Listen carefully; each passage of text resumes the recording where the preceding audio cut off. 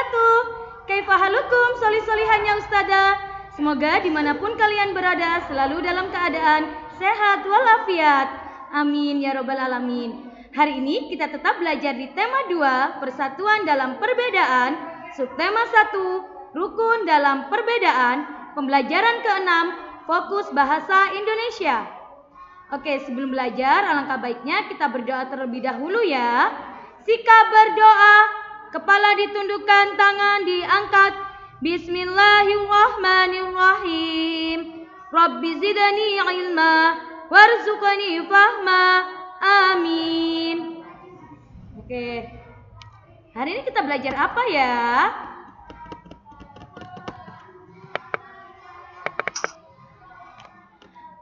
Hari ini kita akan belajar membuat lini masa. Apakah lini masa itu? Lini masa adalah suatu urutan peristiwa yang dapat dibuat menurut waktu yang panjangnya dapat bervariasi.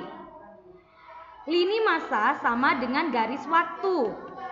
Tujuan membuat lini masa adalah untuk mempermudah kita dalam mengingat suatu peristiwa sesuai urutan waktu kejadian. Bagaimana cara membuat lini masa? Cara membuat lini masa yang pertama kita harus baca terlebih dahulu dengan seksama. Kita baca artikelnya.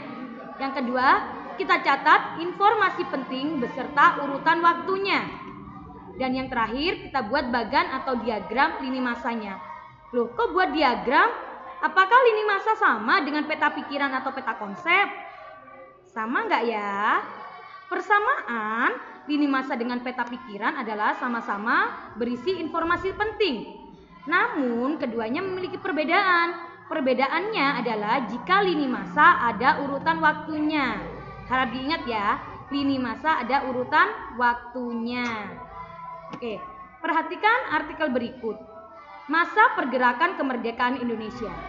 Masa kemerdekaan Indonesia diawali dengan yang pertama itu masa pembentukan atau masa pergerakan awal. Pada masa ini berdiri beberapa organisasi pemuda, organisasi pergerakan pemuda, di mana diawali dari tahun 1908 sampai 1920. Oke, bisa dibaca ya.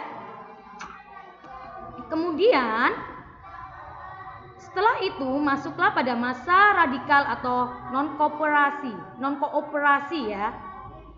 Di masa ini ya kan dimulai dari tahun 1920 sampai 1930.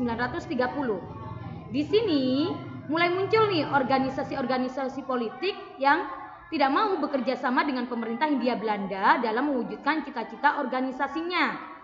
Seperti Partai Komunis Indonesia, Perhimpunan Indonesia, Partai Partindo, dan Partai Nasional Indonesia. Setelah ini muncul masa krisis pergerakan. Masa ini dimulai dari tahun 1930 sampai 1935. Hal ini ya kan, pada tahun-tahun ini Indonesia mengalami masa krisis ya, krisis pergerakan, dimulai dari adanya krisis moneter, adanya pembatasan hak berkumpul dan berserikat, pembubaran organisasi secara sepihak oleh pemerintah Hindia Belanda, bahkan sampai banyak pemuka pergerakan Indonesia yang ditangkap dan diasingkan. Kemudian masuk masa berikutnya yaitu masa moderat atau kooperasi.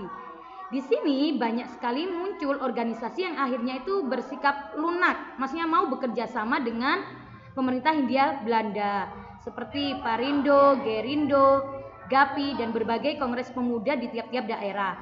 Ada juga selanjutnya masuk masa penjajahan Jepang.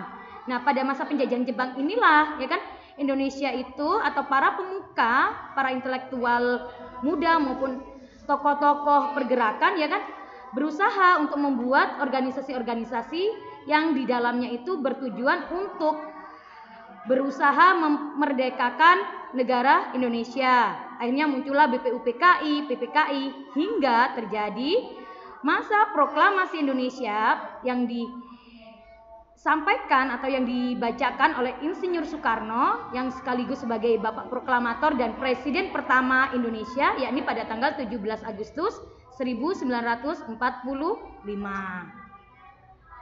Nah, dari artikel tersebut kita dapat nih membuat lini masa pergerakan kemerdekaan Indonesia sampai proklamasi. Oke. Yang pertama, dimulai dari masa awal pembentukan. Masa awal pembentukan di sini dimulai dari tahun 1908 sampai 1920. Nah, inilah bedanya. Jika lini masa ada urutan waktunya ya sayang ya. Yang kedua, masa radikal. Yang ketiga, masa krisis pergerakan, kemudian dilanjutkan masa moderat, dilanjut lagi masa penjajahan Jepang, dan terakhir yakni sampai pada masa pembacaan proklamasi kemerdekaan Indonesia pada tanggal 17 Agustus 1945. Inilah salah satu contoh pembuatan lini masa. Hanya saja di sini kita membuat lini masa pergerakan kemerdekaan Indonesia sampai proklamasi kemerdekaan Indonesia. Nah, sekarang anak-anak silakan dibuka tugasnya, ya kan? Anak-anak hari ini juga membuat tugas tentang lini masa ya. Semoga pembelajaran hari ini dapat difahami dan dimengerti sehingga dalam mengerjakan tugasnya anak-anakku semuanya tidak mendapatkan kesulitan apapun.